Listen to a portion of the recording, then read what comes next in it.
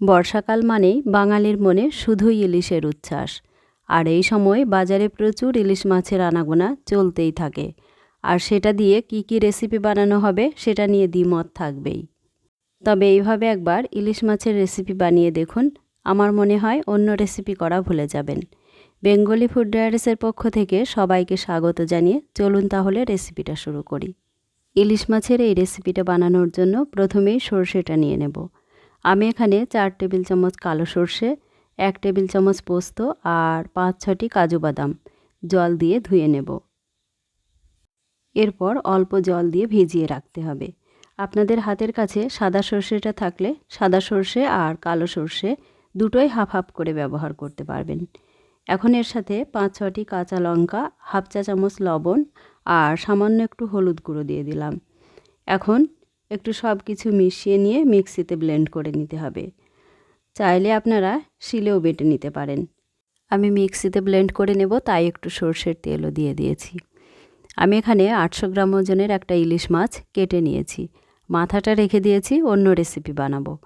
এখন মাছের পিসগুলো একটু লবণ আর হলুদ ভালো করে মাখিয়ে নিচ্ছি। চাইলে এই সময় একটু সরষের তেলও দিয়ে দিতে পারেন। মাছটা দেখুন পুরো ডিমে ভরা। মাছের গায়ে নুন হলুদটা খুব ভালো করে মাখিয়ে নিয়েছি। এদিকে ভেজানো সর্ষে পোস্তটা খুব সুন্দর করে পেস্ট করে নিয়েছি।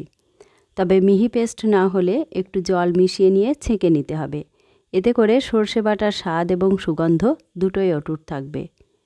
মিক্সিতে অনেকটা লেগেছিল, তাই একটু জল দিয়ে ধুয়ে নিলাম।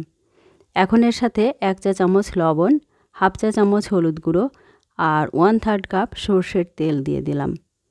এরপর ভালো করে সব কিছু মিশিয়ে নিতে হবে। ইলিশ মাছের যে কোনো রেসিপি বানানোর জন্য খাঁটি সর্ষের তেলটাই ব্যবহার করবেন। অল্প একটু লাল লঙ্কার গুঁড়োও দিয়ে দিলাম। এবারে সব কিছু খুব ভালো করে মিশিয়ে নিতে হবে। এরকম একটা চামচ দিয়ে নাড়াচাড়া করে সর্ষে পোস্তর মিশ্রণের সাথে মিশিয়ে নিলাম। মেশানো হয়ে গেছে। এই সময় লবণটা একটু চেক করে নিতে পারেন, বিশেষ করে যারা নতুন রাঁধুনি। এখন একটা টিফিন বক্সে সর্ষের তেল এইভাবে মাখিয়ে নিলাম। এরপর মশলার মিশ্রণটা অল্প করে দিয়ে দিলাম, মানে 3 ভাগের 1 ভাগ মতো দিয়েছি। এখন ম্যারিনেট করা মাছগুলো সাজিয়ে দিয়ে দিচ্ছি, যাতে সবগুলো মাছ খুব সুন্দরভাবে দেওয়া যায়। মাছের পিসগুলো দিয়ে দিয়েছি। এখন 4-5টি কাঁচা লঙ্কা চেরা দিয়ে দিলাম। এরপর মশলার বাকি মিশ্রণটাও দিয়ে দিচ্ছি। এরপর আবারও কয়েকটি চেরা কাঁচা লঙ্কা আর একটু সর্ষের তেল ছড়িয়ে দেব। সব কিছু দেওয়া হয়ে গেলে টিফিন বক্সের মুখটা খুব ভালো করে লাগিয়ে দেব, যাতে স্টিম দেওয়ার সময় খুলে না যায়। এদিকে একটা কড়াইতে জল গরম করতে বসিয়ে দেব, আর জলের উপর একটা স্ট্যান্ড বা পাতলা সুতির কাপড় দিয়ে দেব। এখন টিফিন বক্সটা এর উপর বসিয়ে 30 থেকে 40 মিনিট মিডিয়াম হিটে ঢাকা দিয়ে স্টিম দিয়ে দিতে হবে। আর ঢাকনার ছিদ্রটাও বন্ধ করে দিলাম। ফিরে এলাম 40 মিনিট পরে।